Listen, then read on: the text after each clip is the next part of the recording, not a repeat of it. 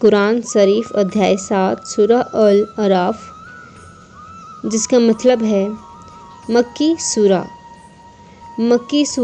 अध्याय 7, जिसमें लगभग 206 आयतें हैं। यह सूरह इंसान और ईश्वर के बीच के रिश्ते, सत्य और असत्य के संघर्ष और पूर्व के नबियों की कहानियों के माध्यम से जीवन के रहस्य को उजागर करती है।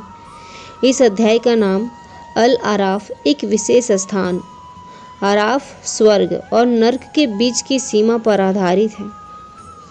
आराफ स्वर्ग और नर्क के बीच की सीमा पर आधारित है, जहां वे लोग होंगे जिनके कर्म दोनों तरफ नहीं झुकते। प्रारंभ में पैगाम उन लोगों के लिए जो सोचते हैं, यह किताब एक चेतावनी है। आयत 2, यह किताब एक चेतावनी है ताकि तुम डर सको और ईमान ला सको। शुरुआत में ही कहा गया है कि यह किताब उन लोगों के लिए है जो सच्चाई की तलाश में है। अल्लाह ही सृष्टि करता है। आयत 54, बेशक तुम्हारा रब वही अल्लाह है जिसने आकाशों और पृथ्वी को 6 दिनों में बनाया। जिसने पृथ्वी और आकाशों को 6 दिनों में बनाया, फिर वह अपने सिंहासन पर विराजमान हुआ। संदेश गीता से, जैसे गीता में श्री कृष्ण कहते हैं, मैं ही सृष्टि का आदि, मध्य और अंत हूँ, वैसे ही कुरान में अल्लाह को सृष्टि का अकेला रचयिता बताया गया है। तीसरा है आदम और शैतान की कथा, माया और मोह का पहला उदाहरण। इस सूरह में आदम पहले इंसान और शैतान इब्लिस। इस सूरह में आदम पहले इंसान है और शैतान है इब्लिस की कहानी दी गई है। आयत 11 से 18, अल्लाह ने आदम को बनाया और फरिश्तों को आदेश दिया कि वे उसे सजदा करें।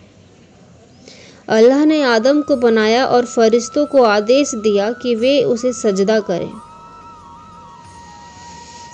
शैतान ने इनकार कर दिया क्योंकि वह आग से बना था और आदम मिट्टी से। इस अहंकार के कारण वह अल्लाह की कृपा से वंचित हुआ और धरती पर लोगों को बहकाने का शपथ लिया। गीता संवाद का तुल्य भाव, जैसे गीता में श्री कृष्ण कहते हैं, माया बहुत बलवान है, केवल मेरी शरण से ही उससे पार पाया जा सकता है। उसी तरह कुरान में शैतान को एक ऐसी ताकत माना गया है जो इंसान को सत्य से भटकाता है, जो मेरे बताए मार्ग से हटेगा वह नष्ट होगा। आयत 146, मैं उनके दिल को फेर दूंगा जो घमंड करते हैं, धरती में अन्याय करते हैं और मेरी आयतों को असत्य कहते हैं। गीता का भाव है, जो ईश्वर को नकारता है उसे माया और अहंकार डुबो देता है। नबियों प्रसंग, सत्य की जीत की कहानियाँ। इस अध्याय में कई नबियों की कहानियाँ दी गई हैं।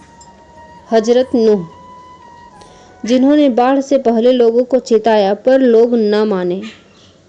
हजरत हूद, सालेह, शुएब, जिन्होंने अपने अपने समुदाय को सुधारने को कहा पर घमंडी लोग न माने और विनाश को प्राप्त हुए।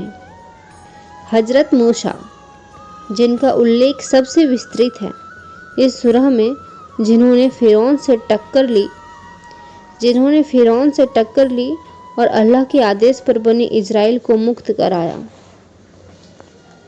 भाव गीता में समान रूप से गीता में भी अर्जुन को श्री कृष्ण यह बताते हैं कि जो धर्म और सत्य के साथ खड़ा होता है वही अंततः विजयी होता है। कुरान में भी वही भावना है, सत्य के साथ खड़े रहो, चाहे सामने फिरौन हो या शैतान। छठा है आराफ, जो लोग न स्वर्ग में होंगे न नर्क में। आराफ, जो लोग न स्वर्ग में होंगे न नर्क में। आयत 46 से 49 कहा गया है कि एक ऐसा समूह जो आराफ पर होगा जो न पूर्णतः ईमान होंगे न पूरी तरह अस्वीकार करने वाले होंगे। वे आशा में होंगे और उनकी अंतिम दशा उनके कर्म और अल्लाह की रहमत पर निर्भर करेगी। श्रीमद् भगवद गीता में वहाँ भी श्री कृष्ण कहते हैं, जो भक्त मुझे अंत समय में याद करता है वह मेरे पास आता है, लेकिन जो मोह में फंस जाता है वह फिर जन्म लेता है। अल्लाह की रहमत से निराश मत हो। आयत 56। बेशक अल्लाह की रहमत नेक लोगों के करीब होती है। इसमें आशा का संदेश है। बेशक अल्लाह की रहमत नेक लोगों के करीब होती है, इसमें आशा का संदेश है। कोई भी कितना भी भटका हो, अगर वह सच्चे दिल से तौबा करे और ईश्वर की ओर लौटे तो वह क्षमा प्राप्त कर सकता है।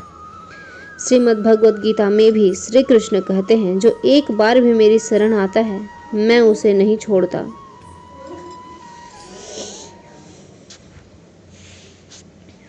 अध्याय 7 का सारांश। यह अध्याय हमें सिखाता है कि सृष्टि की रचना और संचालन केवल एक परमात्मा द्वारा होता है। माया या शैतान का प्रभाव बहुत गहरा है। सच्चे मार्ग पर चलने के लिए आध्यात्मिक गुरु, नबी या श्री कृष्ण का मार्गदर्शन आवश्यक है। ईमान, श्रद्धा और भक्ति ही मोक्ष, जन्नत का मार्ग है। अहंकार और मोह विनाश का कारण है। सूरह अल आराफ, जिसका अर्थ होता है ऊंचाई, ये उन लोगों की कहानी है जो जन्नत में होंगे और न जहन्नम में, जो न जन्नत में होंगे न जहन्नम में, बल्कि उनके कर्म उन्हें एक बीच की जगह पर लाकर खड़ा कर देंगे।